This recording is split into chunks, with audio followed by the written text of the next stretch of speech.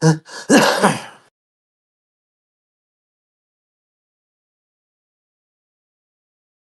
back.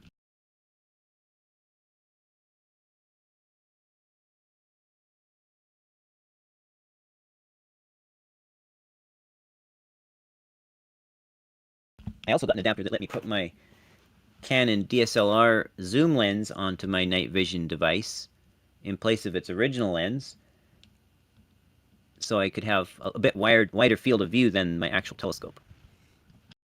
And that looks real promising.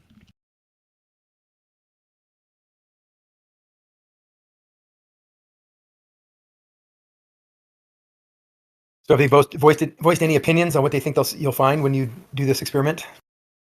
Oh, it's not an experiment, it's an observation. Well, now we might actually be able to describe it as an experiment if we have, well, there's two categories of experiments. And the soft category is, just basically making observations and learning things. You might be cooking up a dish in the kitchen. You call it an experimental recipe. You're trying it to see how it works.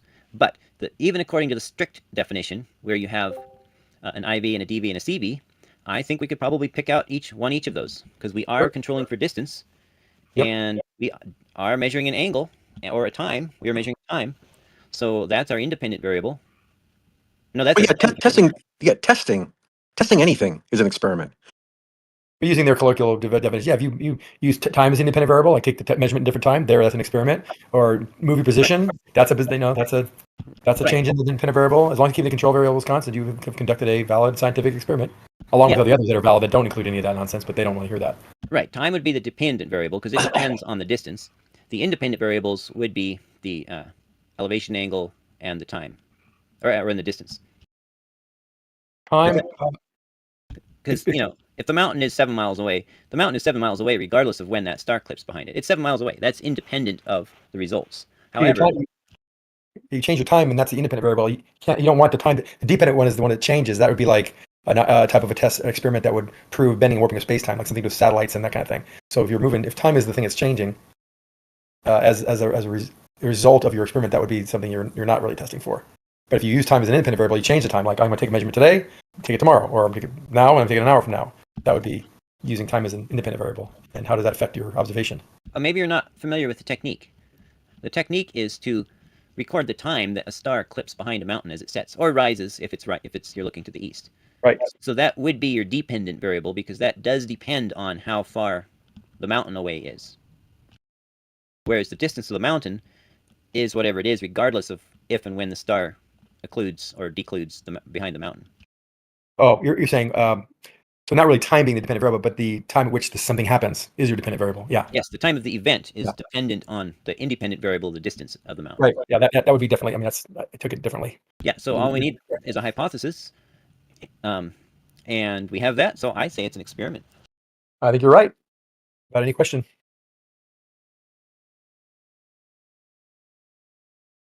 My hypothesis is that the 7-mile one will give an Heffron angle that is not only lower than the flat Earth prediction, but lower than the globe Earth prediction, and that the 87-mile one will give a number that is significantly higher than both the flat Earth and the globe Earth prediction.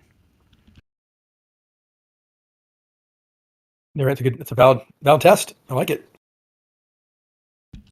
My reasoning for the hypothesis is because the Heffron formula is basically, you take the apparent angle to the mountain, you subtract astronomical refraction, which is 20, 25 arc minutes.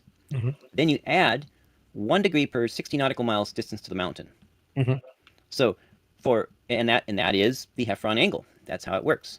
Right. So if you take something close, like I got, that's at a pretty low elevation angle, then when you subtract 23 arc minutes or whatever from that for astronomical refraction, and then add on 1 degree per 60 nautical miles, well, that's a lot of astronomical refraction, because your elevation angle is slightly below eye level, because that's just how two 6,000-foot peaks measure at 7 miles. So the initial, once you subtract the astronomical refraction, you're going to have a really negative angle. Then when you add on 1 degree per 60 nautical miles to 7 miles, that's hardly any lift at all. So it's going to end up with a net negative elevation angle. a very strong negative elevation angle. Mhm. Yeah, there's a correction there. That 1 degree per 60 nautical miles in vertical angle to a stationary target, it's 1/2 of that.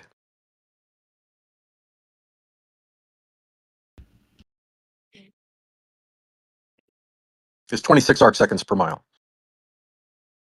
Okay, so what is the relationship between the zenith to a star and your distance from the GP? Yeah, since the star is not on the Earth, yeah, that is 1 degree. But the vertical angle to a point on the surface, as you back away, yes, it is changing dynamic, with tangent puncture. The star does not. So trust me, 8 inches mile squared. Okay, take 8 inches over 1 mile, do the arctangent. So just I need to understand this one thing. Let's say I'm on the surface, I shoot an angle to a star, and I move 60 nautical miles closer to the GP of that star, and I shoot another angle. What will be my difference in zenith angles to that star? A degree. Okay, that's how the Heffron Okay, system. okay. I was just pointing out that to the top of the mountain, as you move plus or minus, closer in, farther away, vertical angles change by a 1/2 a minute per mile. Right, but that's not what the Heffron angle Okay. uses. When you said something about adding a degree for the mountain, and I said, well, vertical angles to mountains don't drop at a degree, or Correct. person. Correct. Okay. Clarification. I just brought that up because I thought I misheard something. No Didn't problem. want you. Thank you. Yeah, the way the Heffron method works is it starts out with a large negative offset by subtracting astronomical refraction from the apparent angle to the mountain. And of course, astronomical refraction at a low elevation is much greater than even terrestrial refraction to that mountain, because it's the path all the way through the atmosphere to the edge and out of the atmosphere. So the way the Heffron formula works is you take the apparent angle to the mountain, you subtract whatever 20 arc minutes for the celestial refraction, or the astronomic refraction. That starts you out with a large negative bias, or a large negative offset in your angle. But then you take and add to that the 1 degree per 60 nautical miles, because they're basing it off of the apparent angle of the star on the top of the target mountain. And because that the star rises at approximately twice, like you were saying, at approximately twice the Earth curve drop rate, at some point that the rise of the star overcomes the drop from subtracting astronomical refraction, and at some point those two lines cross, and that's about 30 miles in most of Dr. Heffron's measurements. That's why his measurements near 30 miles are kind of close to flat Earth, but the ones farther or closer are less. Does that sort of make sense?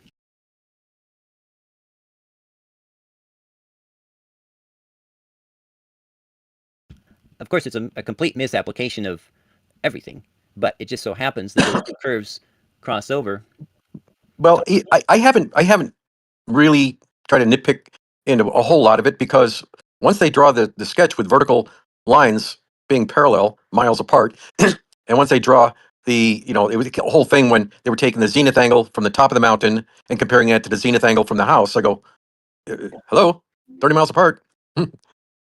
So yeah, there's a lot of mishandling, and again, there was that coincidental 30 miles where some of these, where some of the math crosses over.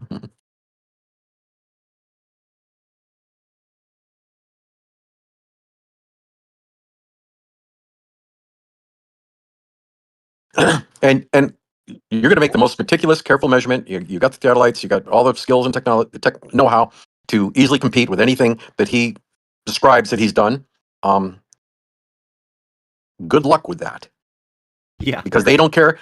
No matter how carefully I do anything, it doesn't matter, does it?